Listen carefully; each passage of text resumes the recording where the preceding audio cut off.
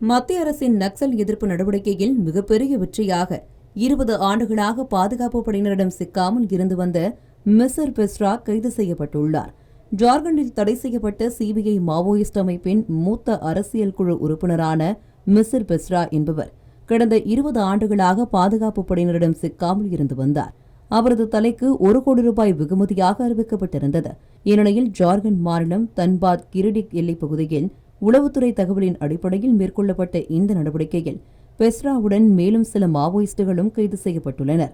மிசிர் பெஸ்ரா பல மாநிலங்களில் 150க்கும் மேற்பட்ட வழக்குகளில் தேடப்பட்டு வந்ததாக அதிகாரிகள் தெரிவித்துள்ளனர். 2007இல் கைது செய்யப்பட்ட மிசிர் பெஸ்ரா 2009இல் நீதிமன்ற வளாகத்தில் நடந்த மாவோயிஸ்ட் தாக்குதலின் போது தப்பி ஓடிய பிறகு தொடர்ந்து தலைமறைவாக செயல்பட்டு வந்தார்.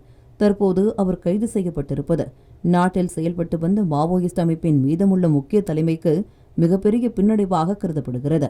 இந்த செய்திகள் வைரலான நிலையில் உள்துறை அமைச்சர் அமித்ஷா தான் கூறியபடியே நக்சலைட்டுகளை ஒழித்துவிட்டதாக பலரும் கருத்து தெரிவித்துள்ளனர். இந்த மாதிரி யூஸ்ஃபுல்லான இன்ஃபர்மேஷன்ஸை தெரிஞ்சுக்க தமிழ் ஜனம் சேனலை சப்ஸ்கிரைப் பண்ணுங்க.